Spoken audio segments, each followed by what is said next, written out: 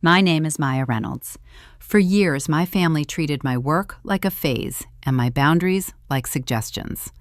One dinner turned paperwork into a weapon and almost cost me my company. If you've been undermined by family, share your own experience in the comments. Every time we had a family dinner, my mother would open with the same line. Your sister has a house and a husband. You only have a laptop. The plates were already on the table when she said it. No build-up, no pause, just a statement delivered like a weather update. My sister nodded without looking up, scrolling through something on her phone. Someone asked for the salt. The conversation moved on, the way it always did, as if that sentence were a normal part of the meal. I kept eating. Fork down, fork up. When a glass tipped, I reached for a napkin and wiped the spill before it reached the edge. Habit, not urgency. Linda leaned back in her chair. "I'm just saying," she continued, eyes moving between me and my sister. "Stability matters. At some point, you want something solid." My sister's name came up again, paired with numbers and milestones, mortgage rates, renovation costs, a neighbor who admired her kitchen. The comparison didn't need sharpening. It arrived pre-cut. After dinner, dishes stacked up by the sink. I carried plates over, rinsed them, slid them into the rack. Water ran. Someone laughed at a story I wasn't following. Linda stood, walked to the sideboard, and returned with a thin folder tucked under her arm. "Maya," she said, placing it near my plate, "sign these." I looked at the folder, then back at her. "What are they?" "Family paperwork," she waved a hand. "Routine stuff." Pages slid toward me. Tabs marked sections. My name appeared more than once. "I don't sign things at the table," I said. Linda pulled out a chair and sat again, closer this time. "It's nothing complicated." "What is it for?" She started talking faster, something about accounts, something about convenience, a phrase about helping everyone, words stacked before I could sort them. "Can I read it later?" I asked. A pause followed, brief but noticeable. Linda smiled, the kind she used with customer service reps. "There's no need to overthink it."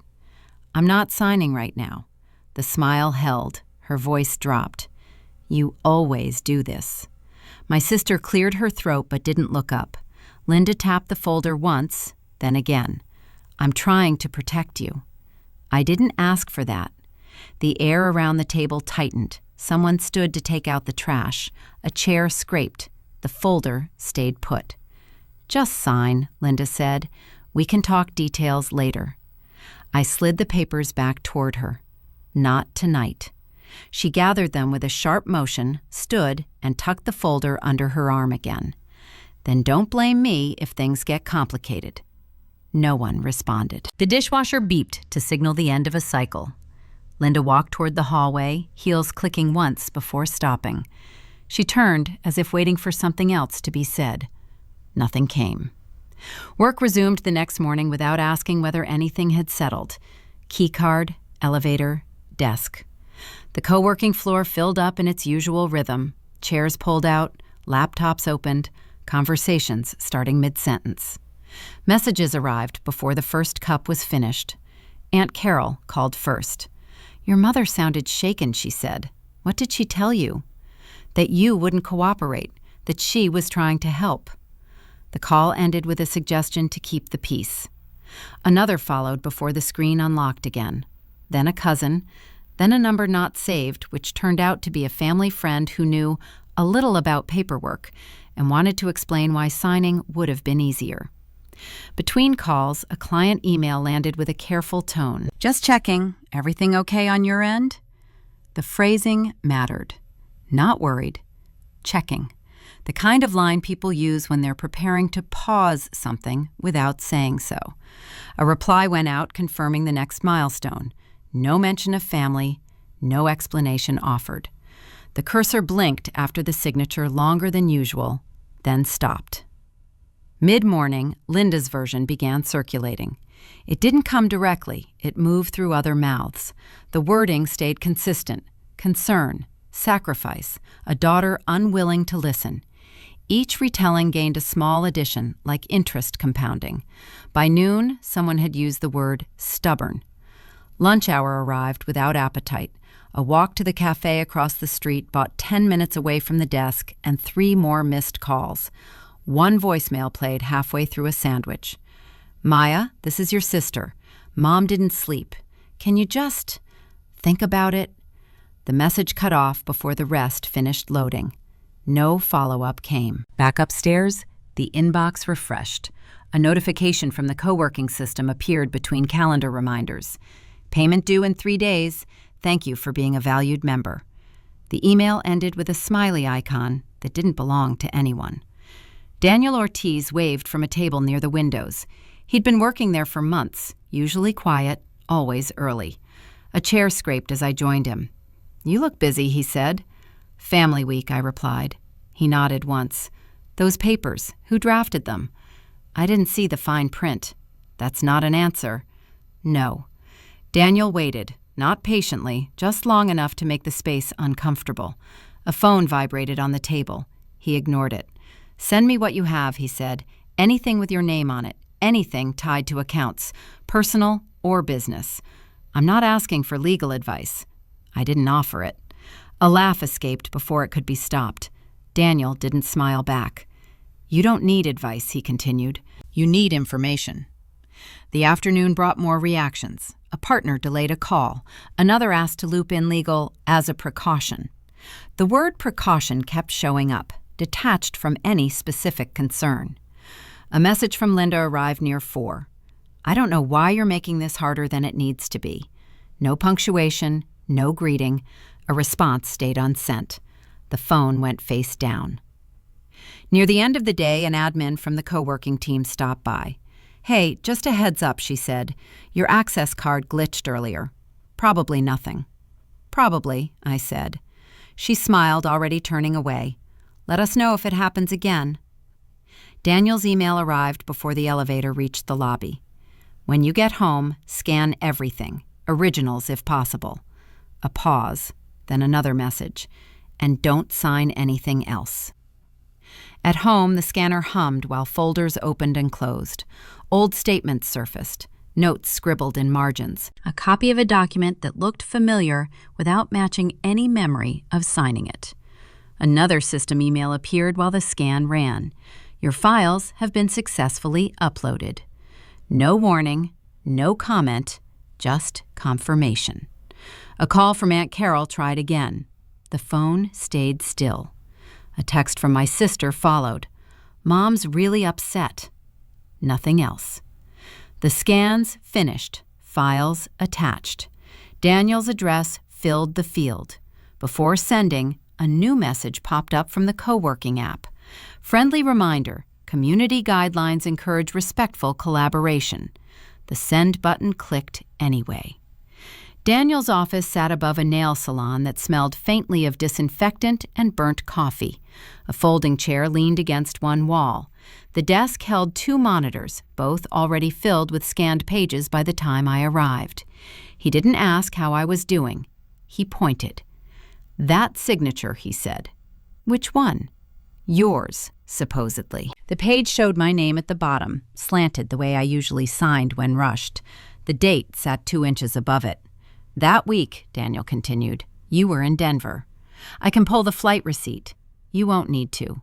He opened another file. Same signature, different date, a clause highlighted in yellow. "Power of representation," he said. "Limited but renewable." And it was renewed. "By who?" Daniel leaned back. "Not you." A phone buzzed on the desk. He checked it, silenced it without comment, and returned to the screen. "These aren't originals," he said. "They're copies, but they're good copies." The word good landed heavier than expected. A message from my sister came through while we reviewed the 3rd document. "Mom says this is getting blown out of proportion." No question mark, no follow-up. Daniel slid the phone back toward me. "Family?" "Yes." "She's staying out of it?" "Staying next to it," I said. He nodded once and opened a browser window. "We need the originals." A lunch run turned into a stop at a fast food place near the county building. The line moved faster than the conversation. "You could wait," Daniel said, unwrapping his sandwich. "See what surfaces. And if something moves while we wait, then we catch it later." The soda machine hissed as someone filled a cup too high. A child dropped fries on the floor. Life continued at an unbothered pace. A call came from a number I recognized but hadn't saved. Linda's voice filled the ear without greeting. "I don't understand why you're involving outsiders." "I asked for time," I said. "You asked for control." The call ended before a response formed. Back at the office, an email went out to the bank requesting original records tied to my name and the company. The reply arrived within seconds. "Your request is being processed. Estimated time, 5 to 7 business days." The message closed with a thank you and a tracking number. Daniel stared at it. "That's optimistic." Another call followed, this time from a relative who used to work in accounting. "Your mother is stressed," he said. "You know how she gets." "I know how paperwork gets," I replied. He sighed, disappointed by the answer. A calendar alert chimed on my phone. A meeting with a potential partner scheduled weeks earlier. The invite got declined with a short note. "Handling an urgent issue. Will reschedule." No apology, no explanation. Daniel watched the screen. "That costs you." "It buys time." That's the same thing in a different outfit. Late afternoon brought more messages, none from Linda directly. Her voice traveled through others, softened and sharpened depending on the carrier. Concern here, disbelief there.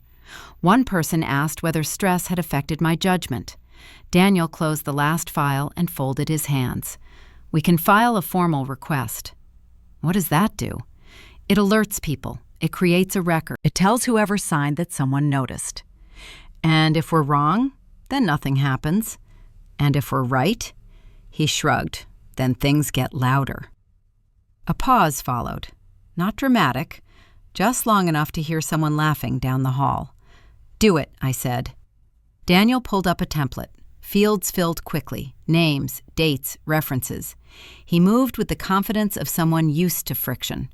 A notification popped up on his screen as the document finalized. "System update completed successfully." No further details. The printer whirred. Pages slid out, warm and official.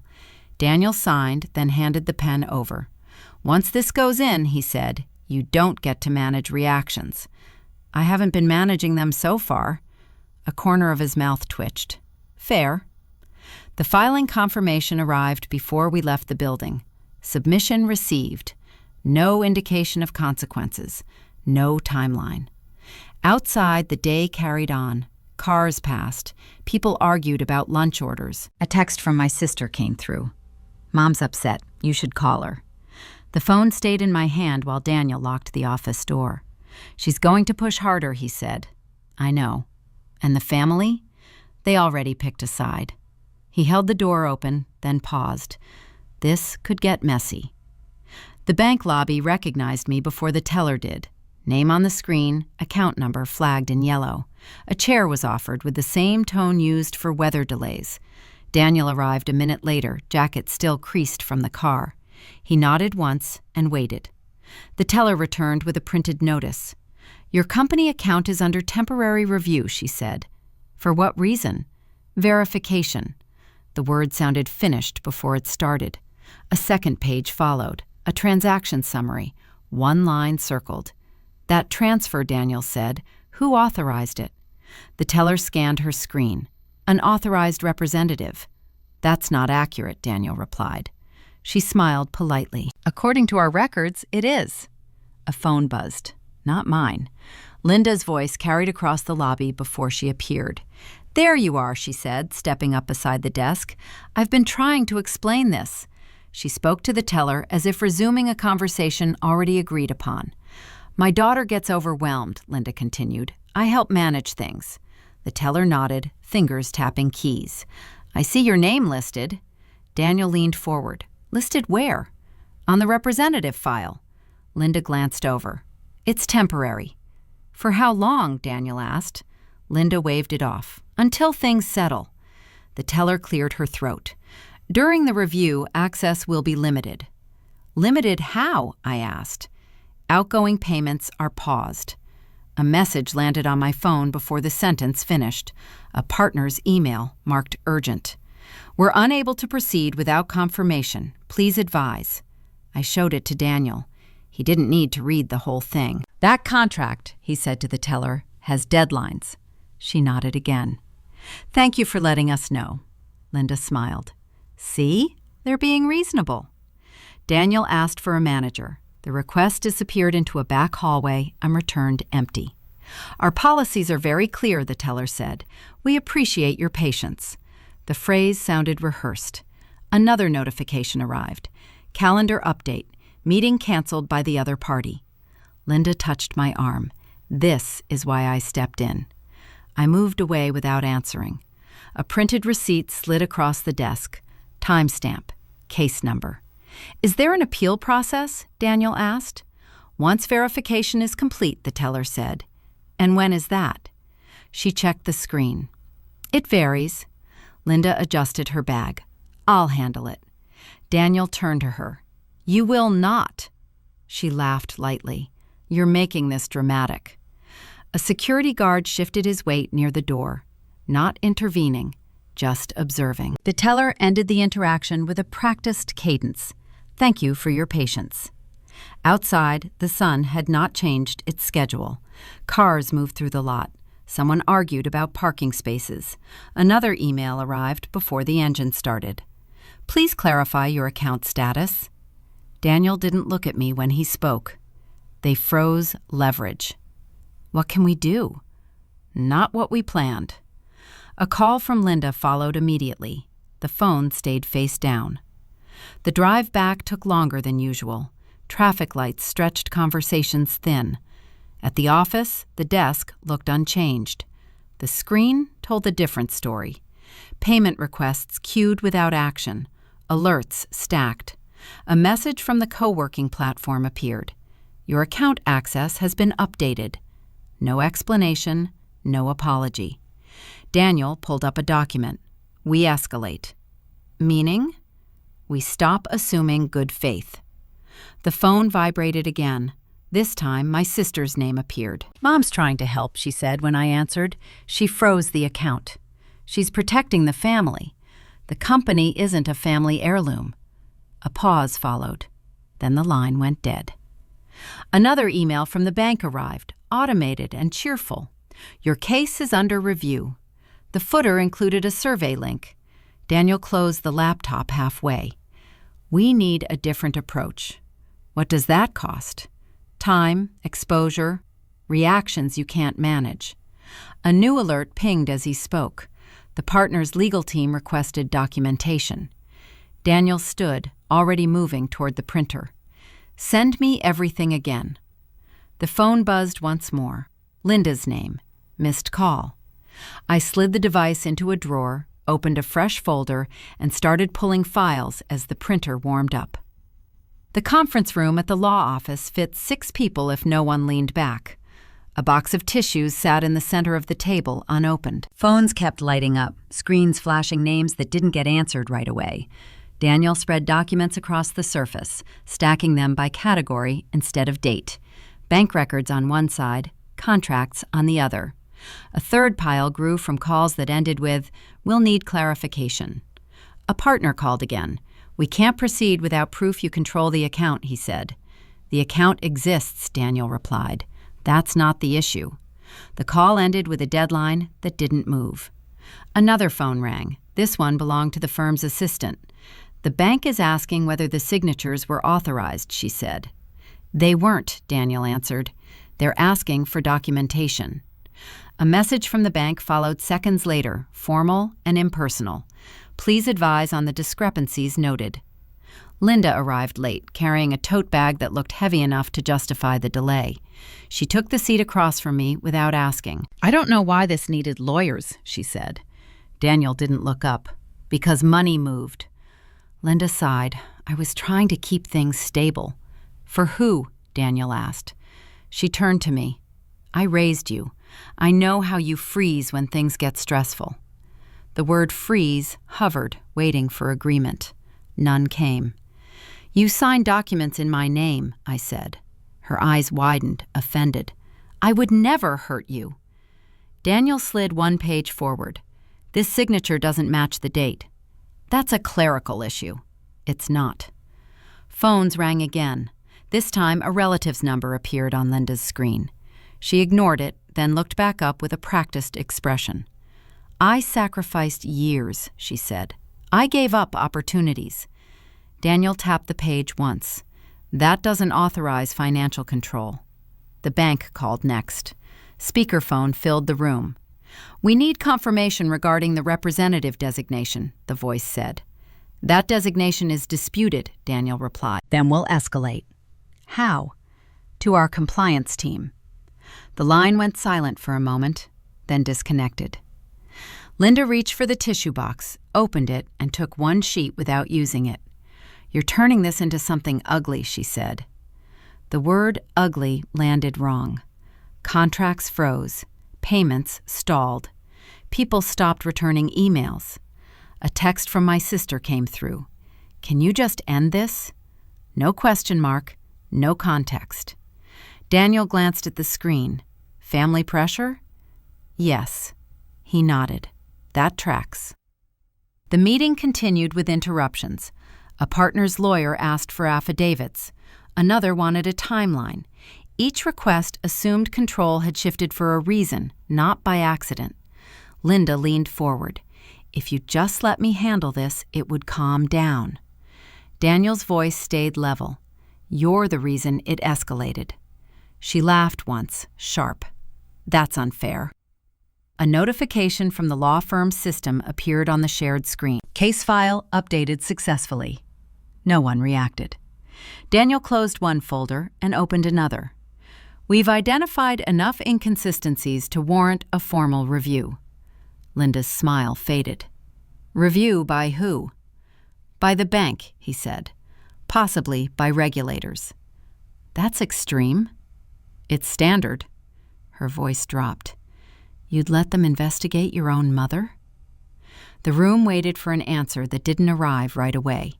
Calls resumed, one from the bank, another from a partner who had stopped using first names, a third from a vendor asking whether payments would resume. Between conversations, a realization settled without ceremony. Silence had never been neutral. It had been permission. Daniel ended a call and looked over. "If we proceed, there's no informal resolution." Linda stood. "I can still fix this." "No," Daniel said. "You can't." She gathered her bag, slower than before. "You'll regret this." The door closed behind her without drama. An associate entered with a tablet. "We've reviewed the materials." Daniel nodded. "And?"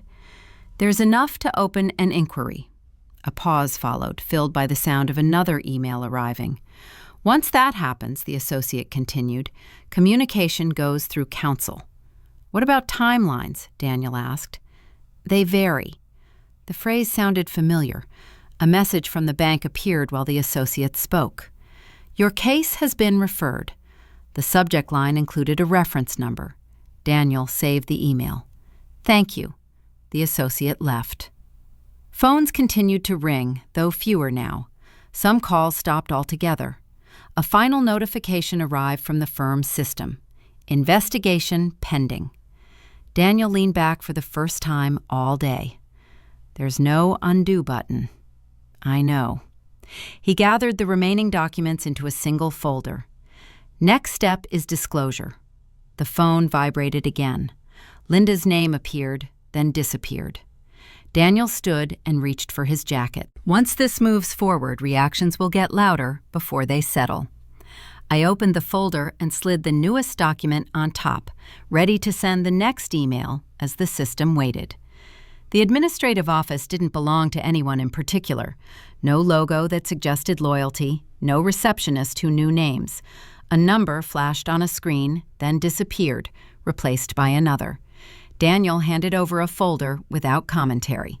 The clerk accepted it the same way she accepted every other request that morning. "Please, have a seat." The words sounded optional. Files moved through hands trained to avoid eye contact. Stamps landed with dull precision. Someone behind a partition asked for a date range. Daniel answered without looking at me. 5 years. The first document came back with a note attached. "There's more," the clerk said. She didn't sound surprised. A second file followed, then a third. Each carried my name, my signature, and a different date. Some dated back to periods when I was barely making payroll. Others coincided with trips that left digital trails. Daniel traced one line with a pen. "This one's interesting." A loan agreement surfaced, listed under a family account. The collateral referenced a business asset registered solely in my name. "That was never discussed," I said. Daniel nodded. "It wasn't meant to be." A phone rang across the room. Someone answered with a script. Another clerk laughed at something unrelated. The agency requested explanations in writing. The wording stayed careful. "Please clarify the circumstances surrounding these authorizations." Linda's name appeared repeatedly as a signatory. Not once, not twice, enough times to form a pattern. Daniel asked for copies. The clerk complied, sliding them across the counter with the same neutrality she'd shown earlier. A system email arrived before the copies finished printing. "Your submission has been received. No further action is required from you at this time." The sentence ended with a period that felt undeserved. Another message followed minutes later, this one from the bank. "Access restored, pending review." A login attempt confirmed it. The dashboard loaded. Balances appeared. Controls returned without explanation. Daniel didn't celebrate. He bookmarked the page. Outside the building, a call came through from a number marked unknown. "This is compliance," the voice said. "We'll need statements from all parties involved." "How soon?" Daniel asked. "Immediately." A pause, then. "Your mother will be contacted separately." The line disconnected. My sister called next. Her voice stayed measured. "Mom says this is spiraling." She signed documents. She was trying to protect the family. The family didn't authorize loans. Silence filled the gap, long enough to suggest calculation. "She didn't think it would come to this," my sister said. Neither did anyone who benefits from assumptions. At the office, Daniel arranged the documents again. This time, the stack told a story that didn't require commentary. Dates lined up, signatures repeated. The same pen stroke showed up across years. "This isn't confusion," he said. "It's consistency." Another email from the administrative system arrived. "Thank you for your cooperation." The footer included a satisfaction survey. A message from the bank followed, addressed to Linda. "Please arrange a meeting with our legal counsel." She forwarded it within minutes. No note attached. Daniel read it once. "They're done being polite." Linda called shortly after. "They're accusing me," she said. "They're asking questions," Daniel replied. "You told them lies." "No," he said. "We gave them records." Her breathing sounded uneven. "I don't understand how this happened." Daniel didn't answer. A notification from the platform hosting our payments appeared. "Scheduled disbursements will resume." The message arrived while Linda was still on the line. "This is your fault," she said. "It's documentation," Daniel replied. She hung up without warning. The rest of the afternoon filled with requests, statements, confirmations, timelines. Each response generated another reference number.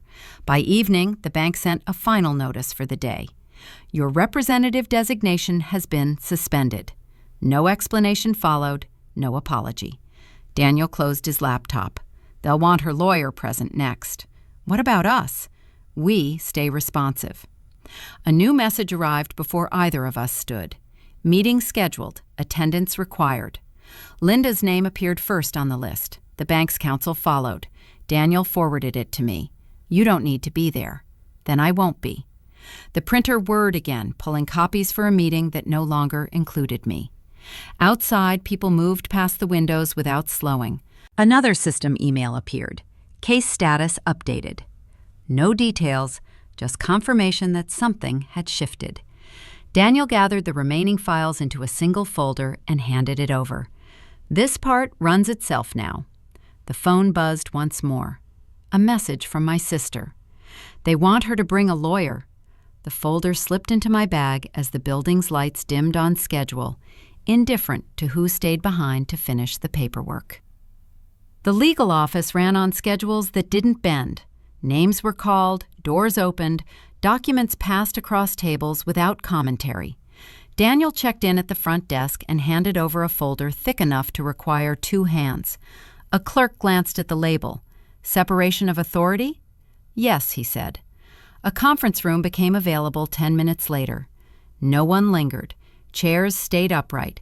Pens lined up with pages as if alignment mattered. The first document came with a flag on the corner. This confirms the removal of all third-party financial access, the attorney said. Effective immediately? Daniel asked. Yes. The pen waited where my name belonged. Ink met paper. No hesitation followed. A second form addressed representation. You're authorizing full legal action, the attorney said. I am.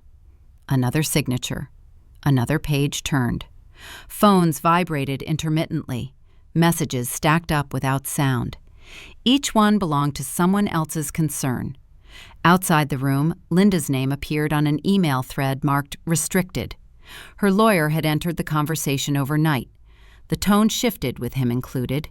No questions about feelings, just requests for clarification. Daniel forwarded a notice to the bank. Attached, updated authorization records. The reply arrived faster than expected. Your account status has been updated. The message ended with a cheerful line about continued partnership.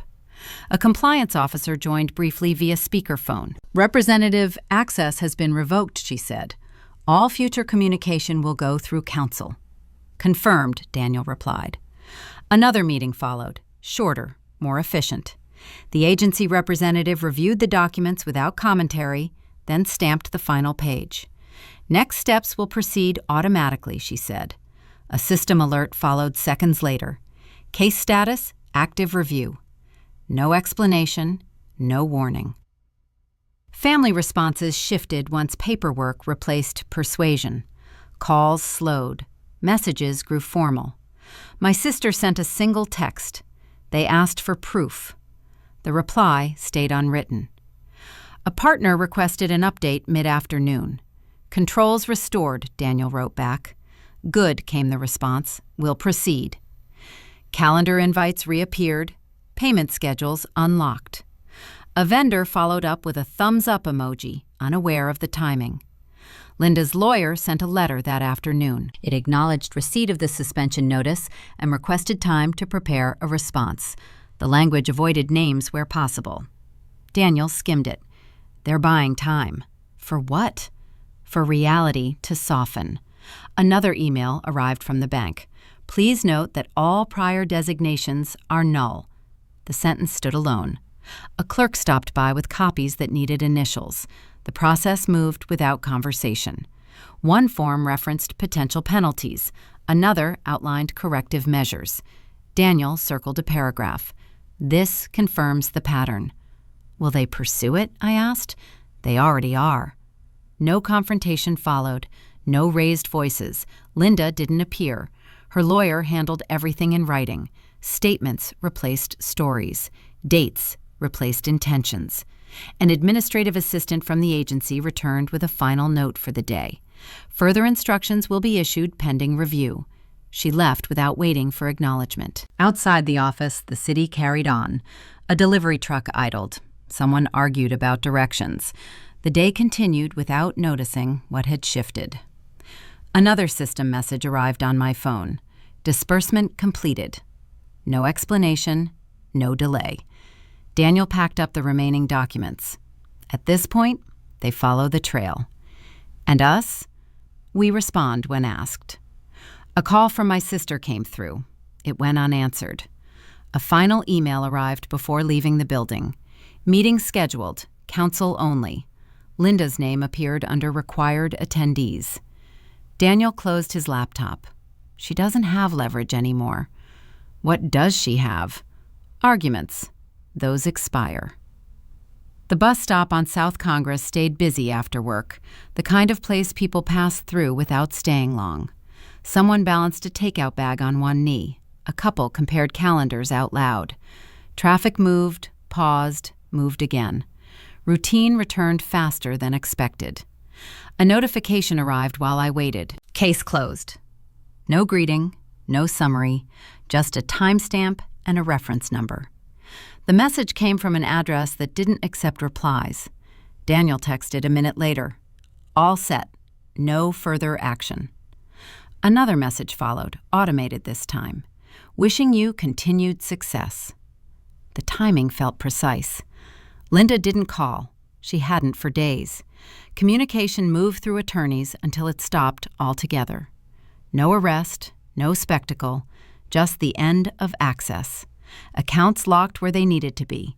Permissions removed line by line. Family threads went silent after documents replaced opinions. A cousin sent a single message asking whether everything was resolved. No follow-up came after the brief reply. Work resumed without ceremony.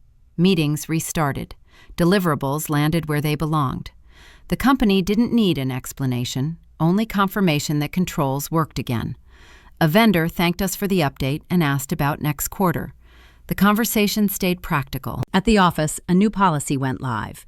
2-factor verification, updated permissions, a clean audit trail. No names attached to the changes. An email from the bank arrived mid-afternoon. Please confirm receipt. A confirmation went back. Nothing else followed. Daniel stopped by once to drop off the final packet. He didn't linger.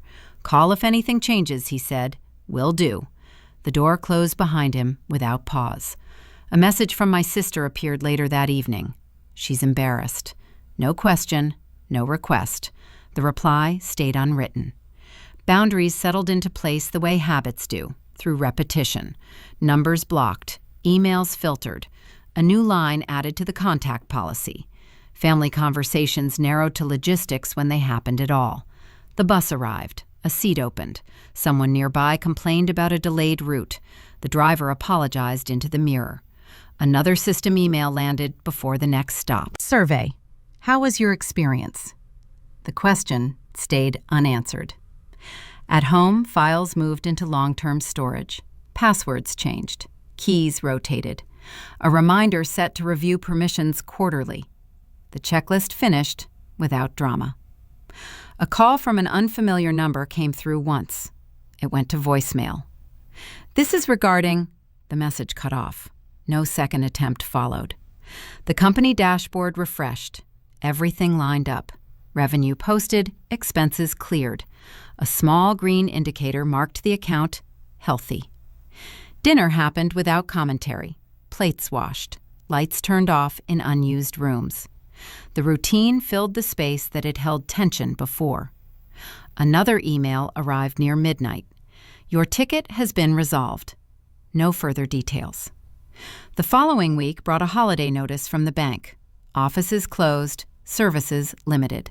The language stayed cheerful. Linda's name appeared once more, this time on a forwarded message from her attorney acknowledging receipt of the closure notice. No requests attached. The city kept its pace. People argued about parking. Someone practiced guitar across the street. A neighbor returned a borrowed ladder without explanation. At work, a junior teammate asked about a feature decision. The answer came quickly. The conversation moved on. A reminder popped up to update insurance records. It got done before lunch. Another automated message followed. Thank you for choosing us. No one was choosing anything anymore.